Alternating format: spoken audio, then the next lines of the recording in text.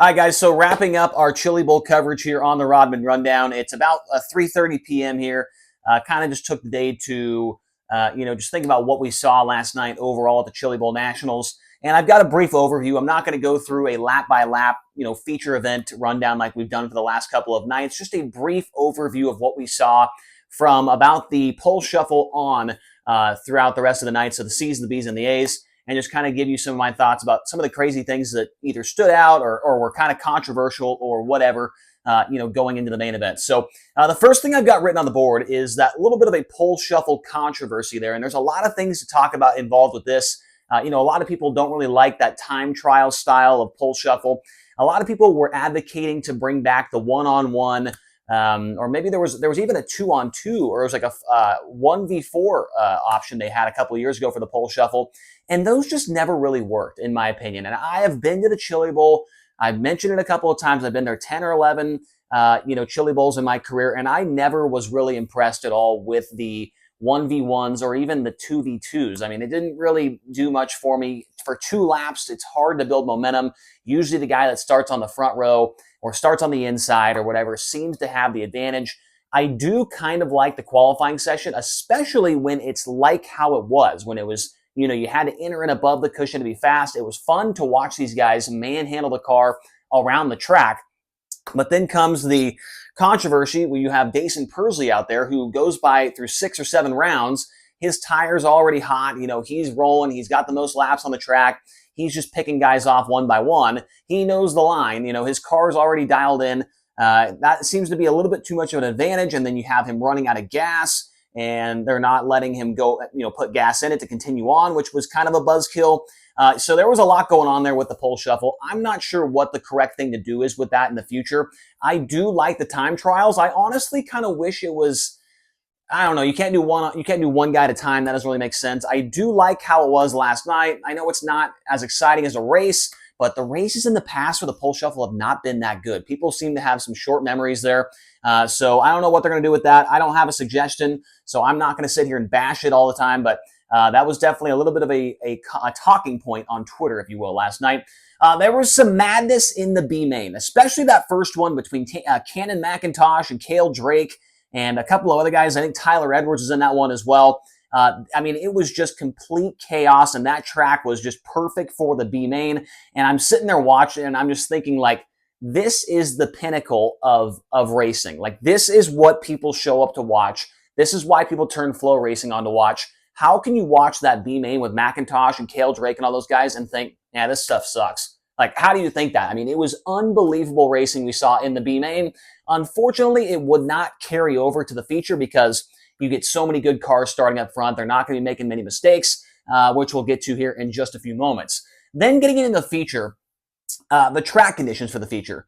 Like, I'm going to be brutally honest here. It was super cool to watch those guys go 4 over it and, wall riding and, bouncing off the K-rail and all that stuff, right? That was awesome. It was cool to watch that. But at the same time, I got it written down here as well. But the bottom, I just feel like wasn't an option like it was on Friday and Thursday. Like Thursday and Friday's track, I think was the best we saw all week.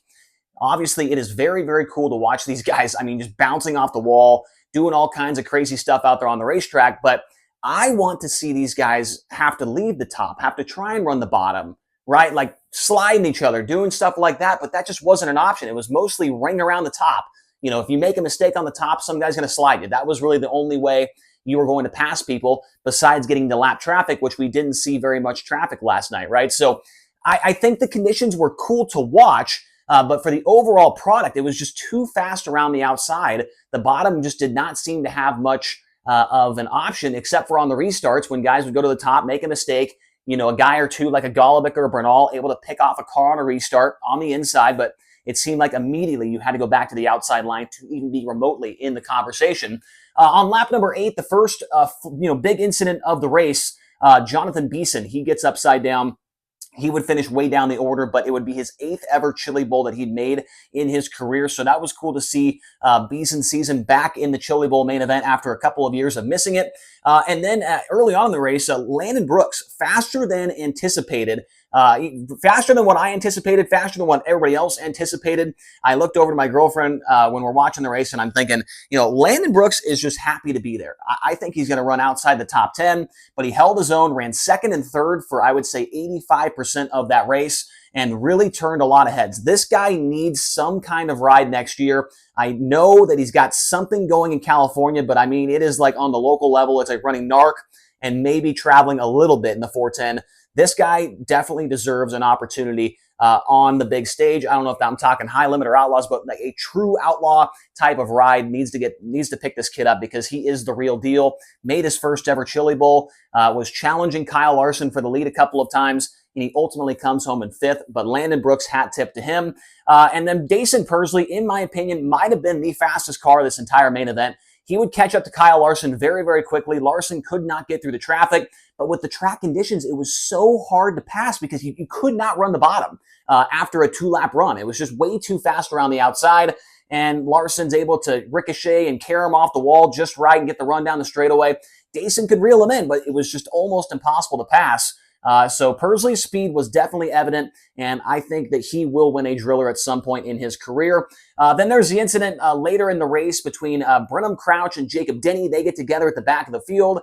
Kyle Larson ramps over the front end at Brenham Crouch, and somehow the engine stays running. We heard him in the interview mention that he thought the engine had stalled, and he was sitting there praying that it would fire back off, and luckily for him it did, and he was able to keep going somehow with no damage, which is crazy to think because, with the incident we'll talk about here in just a moment, how many times he's bouncing off the wall and all that stuff, how the right rear components stayed together on that car is absolutely amazing. But Larson doing Larson things, getting some Larson luck in there as well. Then around, I think, the halfway point under a caution, Tanner Thorson goes up the ramp with some problems. He was running inside the top 6 or 7, but that 88 car, we saw some smoke coming out of it under one of the cautions, and then he would go up the ramp and ultimately finish in the 23rd position. Thorson, in my opinion, will look like the best car on all of the prelim nights, the best overall car, but some mechanical problems take him out of the race. Then I want to mention this as well. Christopher Bell, like I said earlier in the week, it was awesome to have him back at the Chili Bowl. Everybody loved having him back. He was happy to be back, but he really was not a factor in this race. He went 12th to 10th, really did not see him at all on the broadcast throughout the entirety of the race. Just was kind of there, right? I mean, like the rest of these guys at the back half of the field, it was hard to move around, hard to pass. And so Bell, non-factor in this race. But the one guy that did move forward quite a bit was Buddy Kofoid. He started 14th and got up to 6th. And he really started coming on late in the race, just throwing bombs and putting his car in certain places to make up speed. And so that was good to see Buddy get going. But Bell, non-factor in this one. And it is evident that you need to be in that top 10 to have any chance at winning this race. If they continue to, if the track is like this next year, you have to start in the top 5. I mean, there's just no way you can win because there's no inside line to really run on a consistent, after a 2 or 3 lap run, the bottom is just, you just can't run it. I mean, I don't know what else to say on that front. Also, obviously the big incident was Kyle Larson on the front stretch, gets into the wall. The banner's laying on the track a couple laps before that. They throw the caution for Larson. It looks like he's going to wreck, but he keeps on going. You could tell that NASCAR people were watching the race because the word of the night was rigged. They all thought it was rigged, that Kyle Larson, he went up on the wall, fell off, looked like he was going to wreck, and drew the caution because they thought that he wrecked. And it was rigged because Kyle Larson actually did not come to a stop, and they threw the yellow. I mean, I saw that a couple of times throughout the entire week where they had a guy that almost wrecked. They kept going, and they threw the yellow and left him in the same spot. Yeah, but I don't know what else to say on that. I mean, the banner was on in the track. I don't know why they didn't throw the yellow a couple laps before that, but Kyle Larson, flying off the wall and keeping on going. And I don't know why people thought he should go to the back for that. He didn't stop. He didn't spin out. He didn't flip. He kept going. So people just like to complain, especially when you got a lot of NASCAR people watching. You're going to get that in the comment sections on Twitter and whatnot. Also, yeah, I mentioned it earlier. It was fun to watch these guys pound it off the wall, but where's the bottom of the racetrack at? It was just not there. Matt Wood Racing, they are going to win a Chili Bowl at some point in time. I don't know if it's next year. I don't know if it's in 5 years, 10 years, 20 years. But they are going to get a Chili Bowl win. 3 of their cars in the top 5, Golobic, Bernal, and Brooks. The Cali click was in full effect here. Inside the top 10, you got 1, 2, 3, 4, 5, 6 of them right there. 6 out of the 10 coming from California, and 7 of 11 from California as well. So I think that Matt Wood Racing, one of the best teams in the building. Pittman barely missed the show, and then who was the other one that they had? Darren Pittman. Oh, Colby Copeland. He struggled a little bit throughout the week. Pittman barely missed the transfer out of the B main, I think. So, yeah, they are a very good team, very formidable for how much they run those cars. It is impressive what they were able to accomplish. The Logan Seavey run has come to an end. The quest for a three-peat is over for him. He started back in fourth, and he finished in seventh, so he lost some ground in that main event. Really wasn't a factor. Kind of like Bell, we did not see him a ton on the Flow Racing broadcast, as they were kind of just focused on Larson, Pursley, and Brooks for the majority of the race, because I feel like there just wasn't that much happening throughout the main event in the middle of the pack. You had a couple of guys making moves, but most of them are going, the maximum of 3 or 4 positions forward, with the exception of Buddy Kofoid, 14th to 6th. You had Tim Buckwalter, the hard charger, 22nd to 13th. He avoided a couple of incidents that helped him out in making up some moves. So in the top 10, not a ton of movement, like I think we were all hoping to see. And then we also had 6 first-time main event starters, which was awesome to see. I'm not sure what the record is, but I feel like that's a pretty high number. I mean, 6 out of 24, that's 25% of the field was brand new drivers into the Chili Bowl. You got Landon Brooks, obviously. He was the leader of the pack with a 5th place run. Gavin Miller, really solid, 8th place finish after locking in. You had Frank Flood, which was one of the best stories of the entire A main event, I think. That guy has been trying for a long time to make the Chili Bowl feature event. He puts the Jody Rosenboom 81 car into the show for the first time as well. And so Frank Flood, hat tip to him. That was so cool to see him make the show. And I think that, Frank didn't even care where he finished at, man. He made the damn Chili Bowl Nationals. And so that was awesome to see. Jacob Denny, another guy making it for the first time. And then Corbin Ruschenberg and Tyler Edwards, the other 2 guys. Ruschenberg is fast. There is no doubt that kid has a future, but he did not leave a very good impression on a lot of race fans after this weekend. He goes from 11th to 20th after having an incident early on in the race. He did finish, but it was not a good finish for him. And then Tyler Edwards, Oklahoma guy, he had the most racing experience of his entire career this year, running for Bounce Stout Motorsports with the Extreme Outlaw Series, and it pays off with him making the show. That was very cool to see as well. For Ted, he finishes 21st after starting 24th. And then at the very bottom, was this the best overall Chili Bowl that we've ever seen? In my opinion, I've been there obviously a lot. I wasn't there in the 80s and the 90s, but for the entire week, I think there was no track that took rubber any of the nights. The Tuesday night race with Brooks and Crouch was unbelievable. The race between Larson and Golovic was unbelievable. The race between, who was it? I'm missing one on here. The race between Bell, Thorson, and then Bernal, unbelievable, right? There was a lot of good race. The worst night was the one with Axum and Pursley. I mean, there wasn't much going on. The rest of the nights had some kind of drama. I don't think it was the best feature we've ever seen as far as the Saturday night portion goes, but the rest of the week, you take it all into account. I think this might have been the best Chili Bowl that I've ever witnessed personally in the amount of time that I've been watching it. So very good job by everybody over at the Chili Bowl Nationals, cracking down on the tire doping, all that stuff. It certainly seemed to help. The 40-lap race, maybe they can go back to 55 if that was that big of an issue with the tire doping and whatnot to the racetrack. So nice job by everybody there, the Flow Racing crew. Nice job to them as well. That is a long time to be on the air. I've been there. I've done that. It is very, very hard to be able to fill all that time, and those guys did a really good job of that.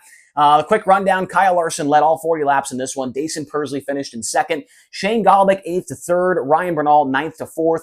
And then Landon Brooks, maybe the feel-good story of the week. I mean, he won a prelim night. He finishes 5th after starting 2nd. And then you had Buddy Kofoid, Logan Seavey, Gavin Miller, Emerson Axum, and Christopher Bell. Those were the top 10 finishers. Corey Day, Hank Davis came in through the B main. Yeah. Tim Buckwalter, nice job by the Matt Seymour cars, both in the show with Buckwalter and Davis. Cannon McIntosh, 14th. Tyler Courtney in 15th. Then you had Frank Flood, Jacob Denny, Justin Grant, Brenham Crouch, and Corbin Ruschenberg, the top 20. And then Tyler Edwards, Cale Drake, Tanner Thorson, and Jonathan Beeson. So let me know your guys' thoughts on the overall Chili Bowl Nationals, your thoughts on the feature. What do you guys think? Was it a good race? Was it a good week? I want to hear all of your thoughts and more down in the comment section below. Hopefully you guys enjoyed this video. Thank you all for following along with our coverage, and we'll be getting back to sprint car stuff here over the next week. The World of Outlaws season is only like 2 weeks away or something, so we've got a lot to talk about in the upcoming weeks. So thank you all so much for watching. Make sure to hit subscribe, hit like, and we'll talk to you guys again here soon.